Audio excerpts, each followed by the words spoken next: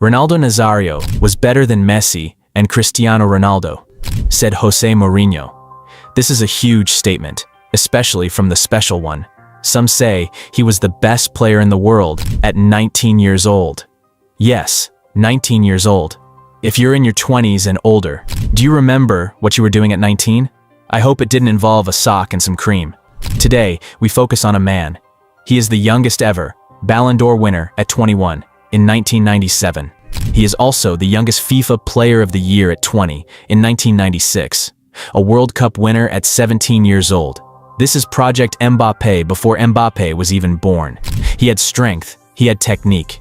He could play on any pitch against any opponent. He would get the ball, run into the box, and score for fun. He only needed half a chance. If there's anyone who deserves the nickname Fenomeno, it is him.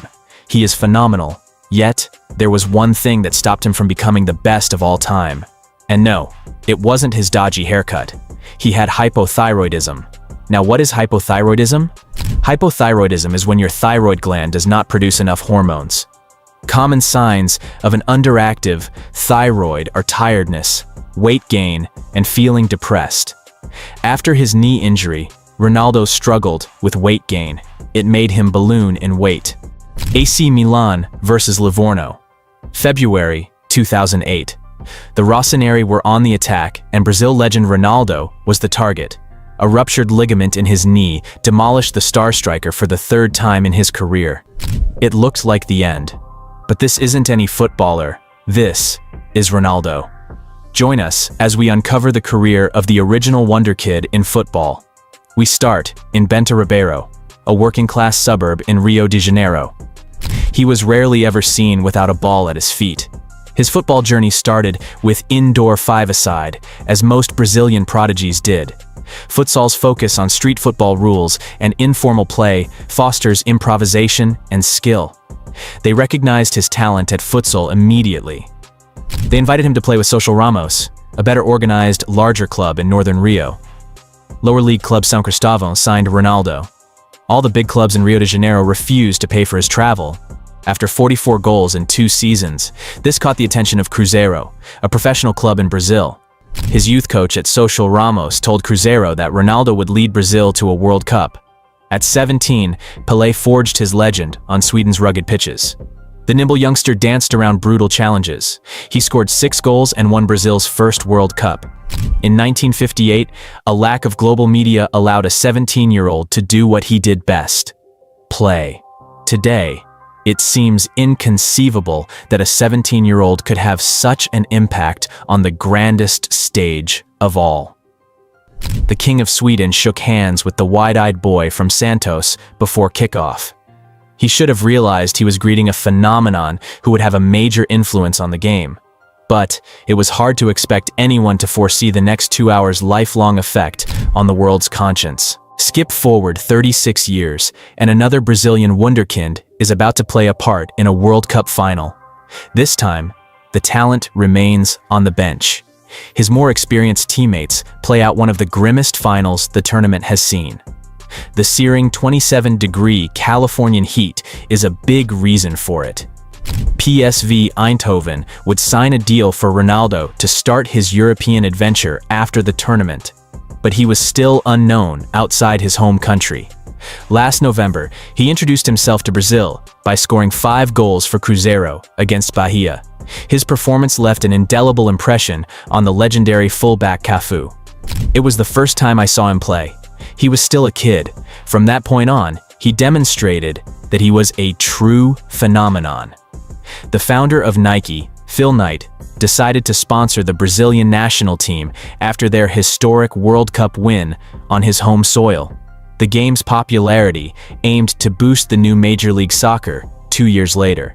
But Knight was already looking further afield. 2 years later, he signed a controversial, groundbreaking deal in football. He paid $160 million for 10 years of exclusive rights to supply all equipment, including the kit, to the most popular brand in the game. It seemed like a perfect match.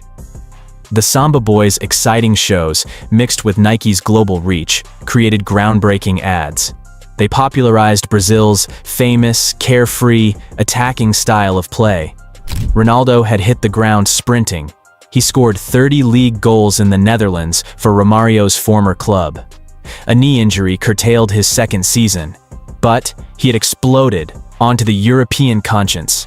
This secured a $20 million move to Bobby Robson's Barcelona and his first FIFA World Player of the Year award. After his first season with PSV, he helped Brazil reach the Copa America final. The money kept flowing towards him. As the headline acts on the pitch and on screen, the boy who had been rejected by his boyhood idols Flamengo after he missed a trial match because he couldn't afford the bus fare was on top of the world. His success was down to a unique combination of brute strength, speed, and complete mastery of the ball that simply hadn't been seen to such a degree in combination before. Ronaldo did things nobody had seen before, gushed Thierry Henry. He, together with Romario and George Weah, reinvented the center-forward position.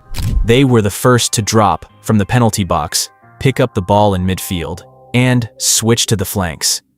They used their runs, speed, and dribbling to confuse the central defenders. Ronaldo's style today would be unstoppable. Many of today's great strikers can drop deep and join the build-up, but they couldn't turn and drive at defenders like Ronaldo.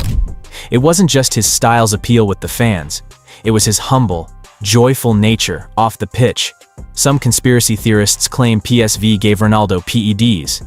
They say the drugs quickly increased his height and muscle mass. But the muscle that grew in his knee was abnormal. It caused problems with his knee's tendons and bones. This is more speculation than fact. Ronaldo's peak was at Barcelona. He stayed for a season. It was as good as anything from Messi, Pelé, and Maradona. Maybe it was better. He was physical perfection. He seemed like a mythical figure. I love Messi. I've played with Cristiano many times and adored him. Neymar is outstanding. Ronaldinho was exceptional. But if you put them all together, you'd get what Ronaldo was that season. It's almost impossible to do justice to Ronaldo's exploits in the 1996-97 season. But Quentin Fortune's view of O Fenomeno as a fabled hybrid is closer than most. Spanish football historian Sid Lowe said, "Possibly the best individual season I have ever seen." Ronaldo didn't so much play games as glide through them. The turf became a palette upon which he blended pace, power, and skill to produce what can only be interpreted as art through the medium of football. Never was this more evident than on the 26th of October, 1996. As Ronaldo lined up against Valencia, he was a superstar. You'd have been hard-pressed to find a more precious individual on earth. This is part one of the greatest hat-trick in football. Not even 15 minutes in, the Brazilian took flight. He shifted gears faster than any Ferrari in the director's lot. Valencia's defense, fearful of the danger, tried to stop Ronaldo. It was in vain. He was too fast. He squeezed through the body checks. Then, he finished with aplomb into the bottom left corner of Spanish number 1, Andoni Zubizareda's net. It soon became clear there was little Valencia could do. This was the world's best player, who, were it not for his atypical finishing at times that evening, may well have had 6. O Fenomeno doubled his tally with a trademark burst of pace. He left players in his wake and slotted home into the same corner, this time on a supposedly weaker foot. At the season's close, Ronaldo had 34 league goals.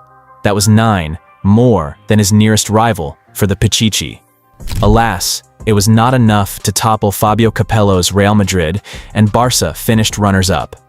His move to Inter Milan in 1997 started his life in the gossip pages, as well as the sports ones. It was due to his relationship with the Brazilian model, Susana Werner.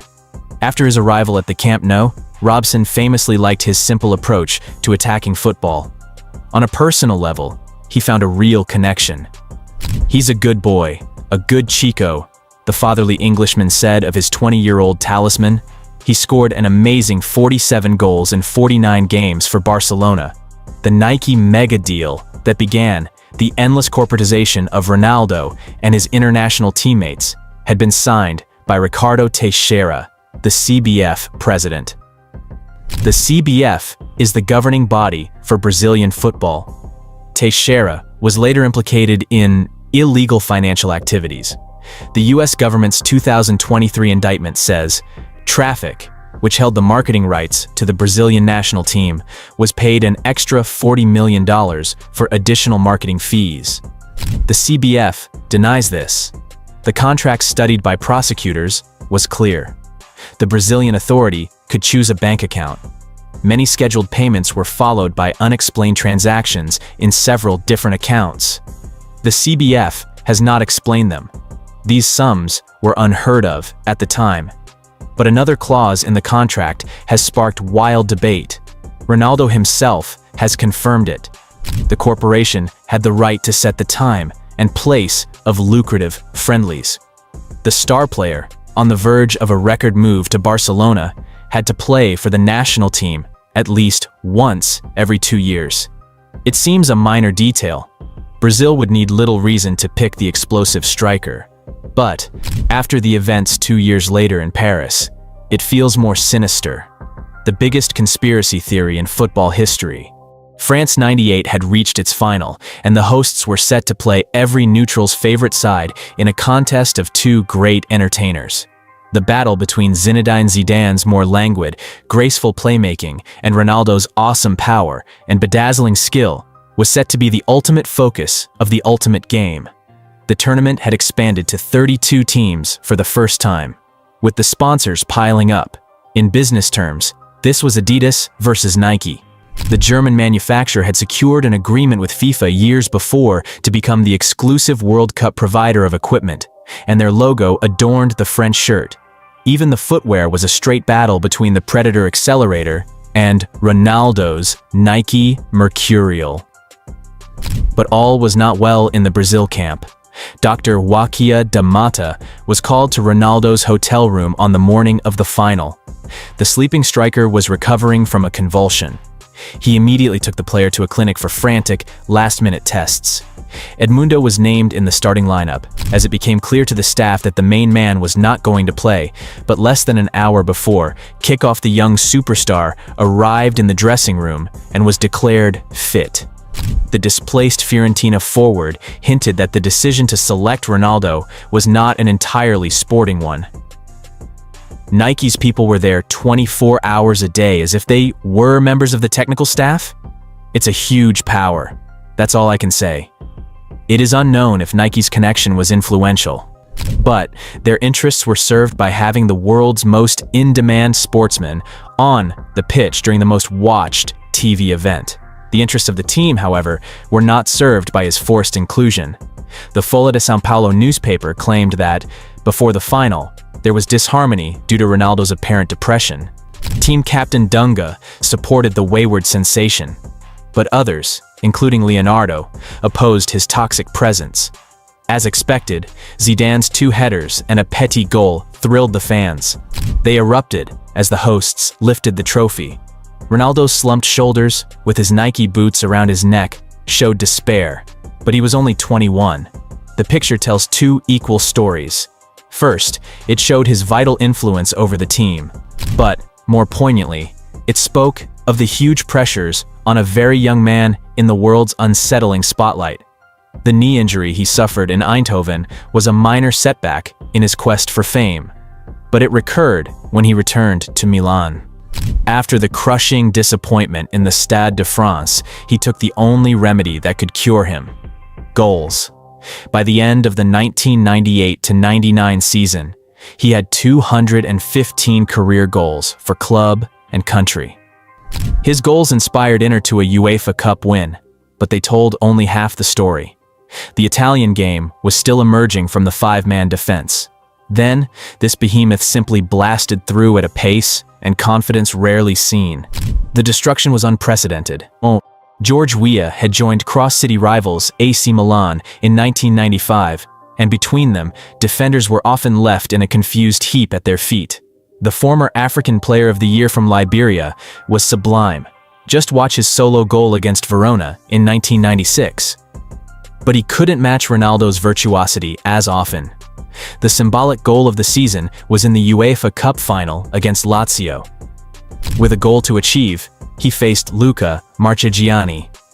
He dipped his shoulders twice in quick succession, leaving the hapless keeper flat on his backside. His feet were a blur, and he rolled the ball into the empty net. The seemingly effortless nature of his finishes belied his strength on the ball and boldness to find a gap where others saw none. This was an unstoppable force of nature, a true phenomenon, and it seemed impossible to try to stop him.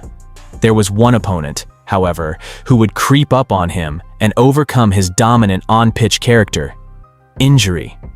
In the last November of the millennium, his knee gave way on the pitch in the 6-0 win over Lecce. A ruptured tendon kept him out for 4 months of rehab. When he returned the next spring, he lasted a few minutes before crumpling in agony, clutching his knee. This time, he would miss more than an entire season as he required further surgery. His surgeon described it as the worst injury ever.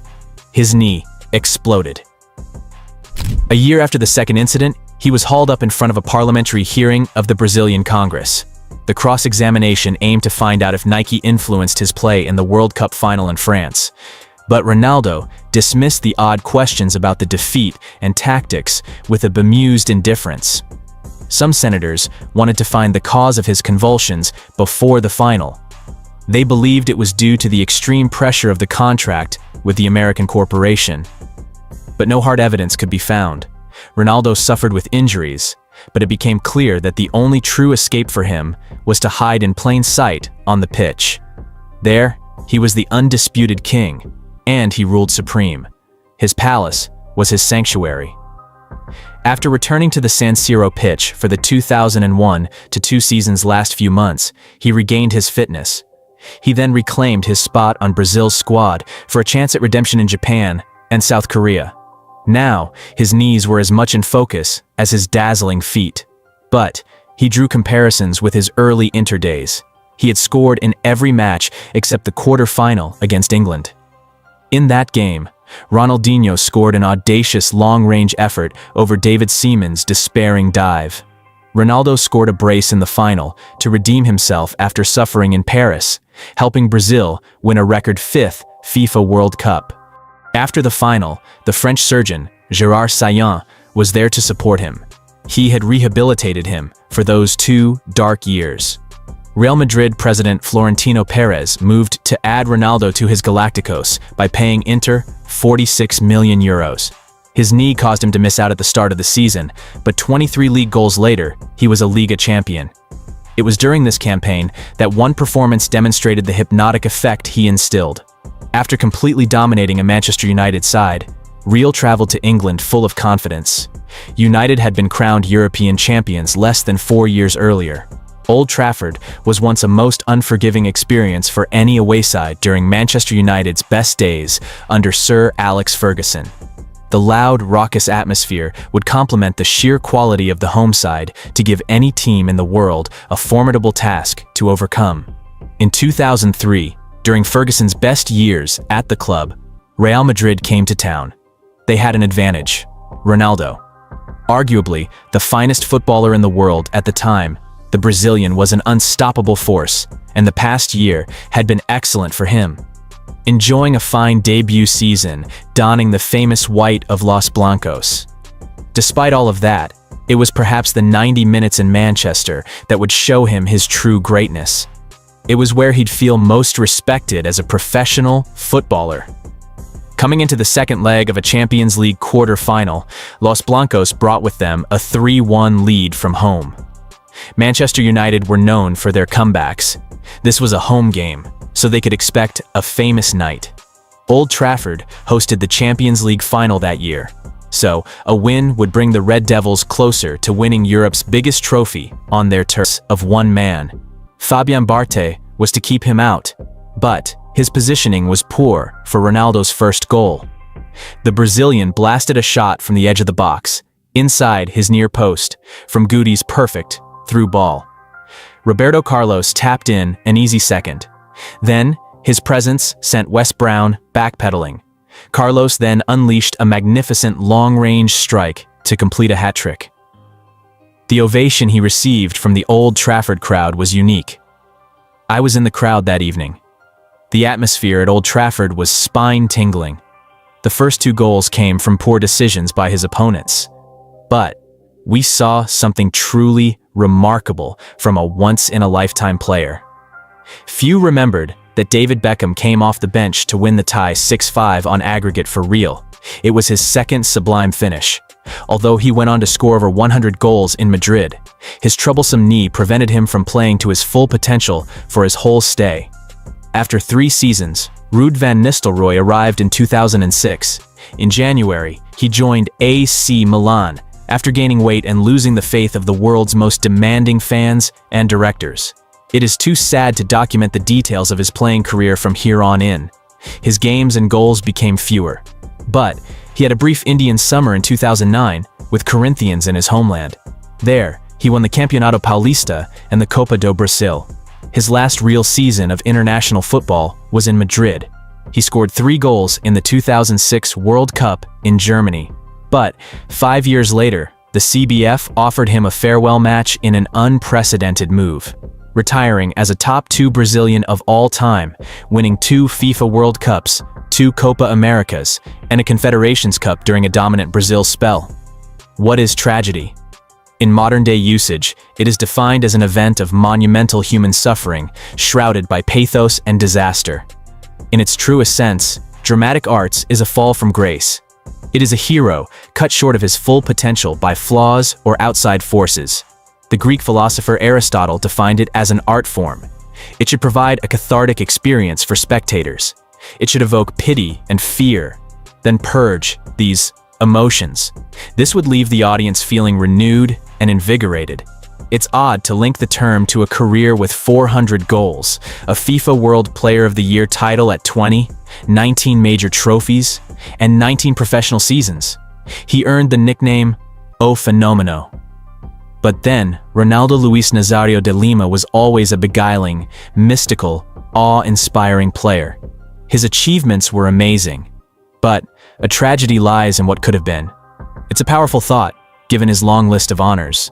The reason I make these videos, the reason I started watching football, arguably the greatest talent in football history. Ronaldo Nazario. Where do you rank Ronaldo in the all-time greatest? Is he in your top 5? Is he better than Messi and Cristiano? Check out our video on the Brazilian who outscored Ronaldo.